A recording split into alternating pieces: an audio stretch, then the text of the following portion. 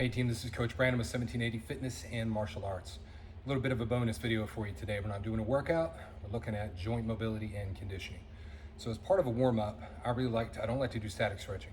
I like to get my body a little bit warm, get a little bit of a sweat going on, rowing, biking, walking, whatever that is, about 5 or 6 minutes till I break a little bit of a sweat, get my core temperature up and reduce the overall viscosity of all my soft tissues. What I like to do for my joints is really get them lubricated, get them moving, and that really helps facilitate a good workout for me and helps limit and prevent the number of joint injuries that I might get during a workout. It's also a great thing to do when you get up in the morning. And you know, if you're younger, maybe this isn't something you even think about, but as we get older, we know how our joints feel. So this can be a good thing to just kind of start your day off with, to get your joints kind of primed and ready.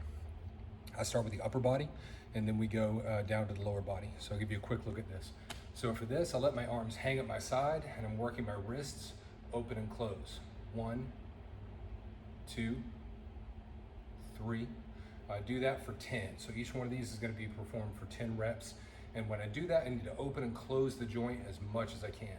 Open and close it as much as I can. Just kind of push my range of motion on there. And again, I'll do that for 10 reps. Go from the wrist up to the elbow.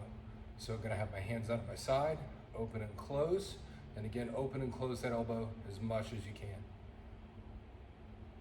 So that'll be my count. 1, 2, I'm gonna go up to 10. After that, I'm gonna start to work on the shoulder. I'm gonna have a few different movements for the shoulder, a little bit more complicated joint than the elbow and the wrist, which are primarily kind of a hinge movement. The ball and socket lets us have a lot more range of motion, a lot more going on with that joint. So for this one, we're gonna keep our palms in. So like my palms are against my thighs. My feet are just kind of under my shoulders, just standing comfortably. I'm gonna make a circle, but I'm not gonna let these things swing wildly. So I'm gonna go with my palms in, and I'm going back, bring my shoulders up to my ears.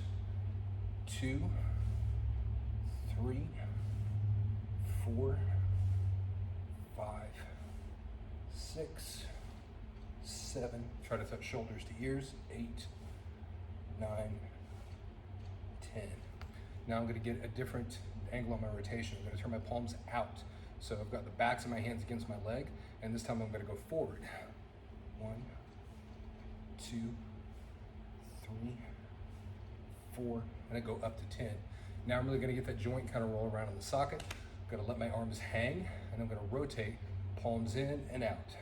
2, 3, 4, 5, and go up to 10. That's pretty much it for my upper body. Right now, all my joints are feeling pretty good. So now we're gonna go for the lower body. Back up a little bit so you can kind of see what I'm doing here. I'm gonna do one ankle at a time.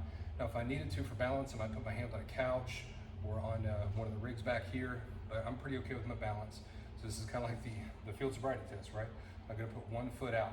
Now, all I'm doing with that one foot, make sure you can see that, is I'm going straight up and down. 1, 2, 3, 4, 5, up to 10. Then I'll switch legs. 1, 2, and again, open it and close that joint as much as you can. Really push your range of motion on these joints, obviously without hurting yourself, but push that range of motion as much as you can. Now I'm gonna go for my knee. Again, I'll be standing on one foot, so I'm gonna bring my knee up as high as I can, push to where my heel is down and my toes are up. 2, 3, 4, 5.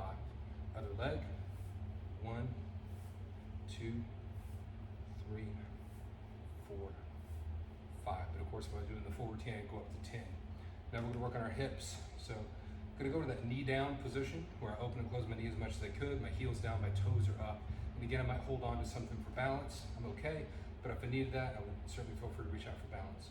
Now what I'm gonna do here is turn that ball and socket joint in and out, kind of like I did with the shoulder, but working on that hip joint. So my count, 1, 2, 3, on up to 10. When I go over to the other joint, so go over to the other hip, heels down, toes up. 1, 2, 3, 4, 5, on up to 10. So I start with the smallest joint, kind of at the bottom, and work my way back in. Now for my neck, so I'm moving a little bit closer. For the neck, I'm just gonna let my head hang. So I'm gonna stand comfortably, let my head hang, let the weight of my big giant head kind of pull on my neck, give it a good stretch. I'm not gonna pull, I'm not gonna bounce, I'm just letting that hang. And giving that about 10-second count. Then I'm gonna come back to the middle. Now I'm gonna get range of motion going laterally.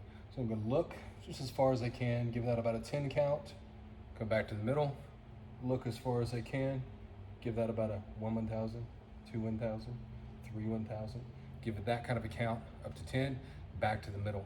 So that's all my big joints. If I wanted to work on my hands, which often I do a lot of judo, so I do a lot of grip dependent work, and in my lifts as well, I'm gonna just open and close, make it a tight squeeze. 1, 2, 3, 4, 5, 6, 7, 8, 9, 10. Good. By then, I usually feel like all of my joints are pretty ready to go. I'll often do that before I do anything that's gonna get my heart rate up, before I go jog, before I walk, before I hit the rower, before I hit the bike, just so my joints feel good and they're all moving. And again, this is often a routine that I get up and just do in the morning to get my joints moving, make sure they're ready to go for the day. If you have any questions, feel free to drop them in the comments or message me directly. We'll get back to you. Take care of each other. Stay safe.